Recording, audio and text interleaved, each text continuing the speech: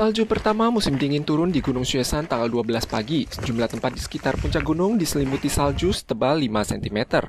在早上6点半，所以判断，下雪应该是今天凌晨的时候，有下雪。目前积雪大概就是4到5公分。 Masa udara dingin terkuat sejak awal musim dingin akan tiba hari Sabtu ini. Suhu rendah di utara pada saat itu hanya 8 hingga 9 derajat Celcius. Suhu serendah 10 derajat Celcius juga berpeluang muncul di area terbuka di wilayah sentral. Banyak petani yang sudah bersiap-siap menghadapi hawa dingin. Petani melon telah memasang jaring penahan angin untuk mencegah bibit melon yang baru ditanam tidak terusak oleh hawa dingin. Ini kuliah si温在作物嘛，你要克服迄个气候的困难，就是要做迄个防寒的措施啊。 Petani pembibit padi telah menyiapkan karung plastik atau pelepas air sehingga bibit padi dapat terlindung dari angin saat suhu udara di bawah 10 derajat Celcius. Sedangkan pembudidaya ikan di pesisir pantai barat tidak berani gegabah. Mereka memeriksa truk air untuk memastikan apakah beroperasi normal dan jika perlu air sumur bagian dalam akan disedot untuk menaikkan suhu air sehingga mencegah bahaya suhu rendah berkelanjutan terhadap ternak mereka. Inflasi global berdampak pada keluarga berpenghasilan rendah dan menengah. Selang 12 tahun telah berlalu semenjak Taiwan terakhir kalinya merevisi UU untuk menyesuaikan garis kemiskinan pada tahun 2010. Dewasa ini banyak legislator mengusulkan amandemen UU untuk menurunkan standar biaya hidup minimum dari 5% menjadi 3%, yang akan memengaruhi sekitar 600.000 unit rumah tangga berpenghasilan rendah dan menengah di Taiwan.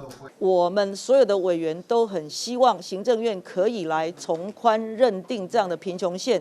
Cara tercepat untuk mengatasi kesenjangan sosial adalah dengan menurunkan garis kemiskinan sehingga keluarga berpenghasilan menengah dan rendah dapat segera menerima bantuan.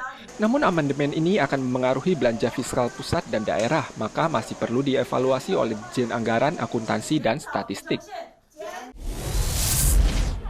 Bagi beberapa tenaga magang teknis asing di Jepang, depresiasi yen sama saja dengan pemotongan gaji terselubung, terutama bagi PMA Vietnam yang jumlahnya banyak.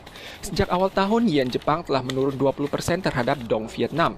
Selisih kurs laksana pemotongan gaji yang terselubung, ditambah lagi dengan tingginya harga barang di Jepang, uang yang dikirim kembali ke Vietnam juga menyusut. Survei menunjukkan bahwa semakin banyak PMA tidak lagi memilih Jepang namun Taiwan yang lebih dekat dari Vietnam. Selain masalah gaji, tiket pesawat juga lebih murah. Selain itu, beberapa media asing menyebutkan bahwa sistem PMA di Taiwan lebih transparan dibandingkan Jepang dan masyarakat Taiwan juga lebih bersahabat terhadap warga Vietnam. Saat ini ada 327.000 pekerja magang teknis asing di Jepang, 55% diantaranya berasal dari Vietnam. Namun selain depresiasi yen Jepang, masalah yang mereka hadapi termasuk tunggakan gaji, penggelapan upah lembur, dan putus kontrak secara sewenang-wenang. Jepang akan membentuk tim khusus untuk meninjau sistem praktek tenaga magang teknis asing dan membahas rencana reformasi untuk mencegah penyusutan jumlah PMA setempat.